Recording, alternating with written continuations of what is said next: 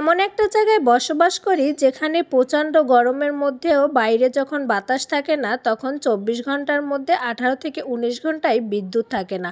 আর প্রচণ্ড গরমে যখন বিদ্যুৎ থাকে না তখন কেমন লাগে বলেন তো। আর ঢাকা শহরে এমন একটা অবস্থা, যদি বিদ্যুৎ না থাকে তখন কিন্তু পানিও থাকে না, আবার যদি গ্যাসও না থাকে তাহলে কিন্তু একটা হাহাকার অবস্থা হয়ে যায়, তাই না? তো আসসালামু আলাইকুম, সবাই কেমন আছেন? আশা করছি সবাই অনেক বেশি ভালো আছেন। আমিও আলহামদুলিল্লাহ ভালো আছি। চলে আসলাম নতুন একটি ভিডিও নিয়ে। তো আশা করছি ভিডিওটি না টেনে সম্পূর্ণ ভিডিওটি দেখবেন। তো আর শুরুতে যে কথাটা বললাম, কেন বললাম, কি কারণে, সেটাই আজকে আপনাদের সঙ্গে শেয়ার করব।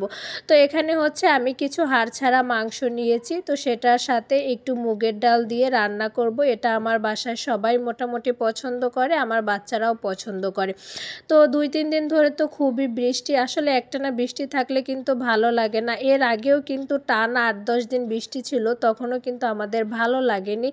তো আমার বাসায় হয়েছে কি, মানে যখন গরম থাকে প্রচণ্ড পরিমাণে তখন তো বলতে গেলে মোটামুটি সব জায়গায় বিদ্যুৎ থাকে না। তো এখানে হচ্ছে টানা যখন মানে 8-10 দিন যখন বৃষ্টি ছিল তখন এরকম 24 ঘন্টা আমার বাসায় বিদ্যুৎ ছিল না।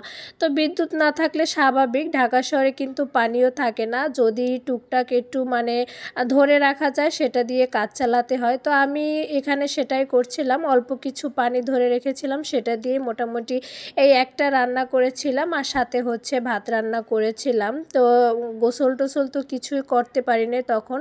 তো এই যে আমি একটা মানে ছোট রিলস শেয়ার করেছিলাম, এটা হচ্ছে ওই যে কিছুদিন আগে যে বৃষ্টি ছিল সেই সময়ের ক্লিপ। তো দেখেন টানা 24 ঘন্টা ছিল না, আমার বাসার পিছনে প্রথম একটা গিয়েছিল, তো সেটা ঠিক করেছিল, আর এটা কিন্তু মানে ঠিক করতে পারেনি।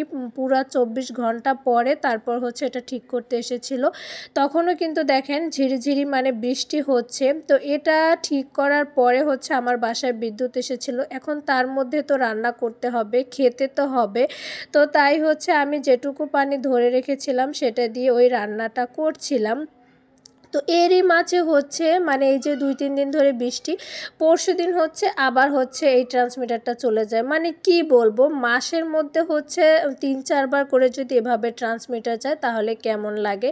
তো ওদিকে হচ্ছে ওটা লাগাচ্ছিল, এর মধ্যে এখানে একটু ড্রাগন ফল কেটে নিলাম। আমার ছোটো মেয়েটা আবার ড্রাগন ফলটা খেতে পছন্দ করে, তো 3 মা মেয়ে মিলে হচ্ছে এটা খাচ্ছিলাম।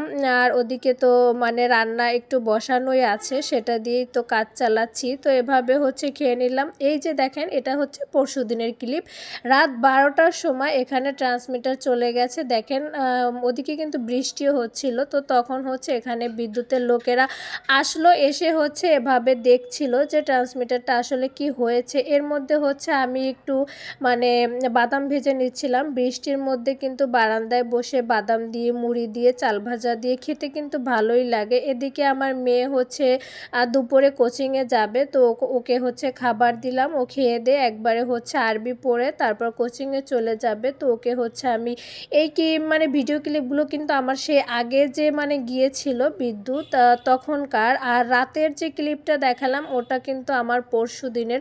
তো সন্ধ্যার পর হচ্ছে ওর বাবা ফুচকা নিয়ে এসেছিল, মাঝে মধ্যে কিন্তু বাসায় বসে ফুচকা খেতেও ভালোই লাগে। তো আনার পরে আমি এখানে একটু রেডি করে নিচ্ছিলাম।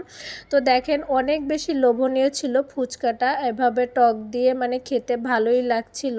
তো যাই হোক এখানে হচ্ছে 3 মামে মিলে খেয়ে নিচ্ছিলাম, আর ওর বাবাকে আলাদা করে দিয়ে এসেছিলাম, টিভি দেখছিল। তো আজকের ভিডিওটা ছিল আমার এখানেই, সবাই ভালো থাকবেন, আল্লাহ হাফেজ।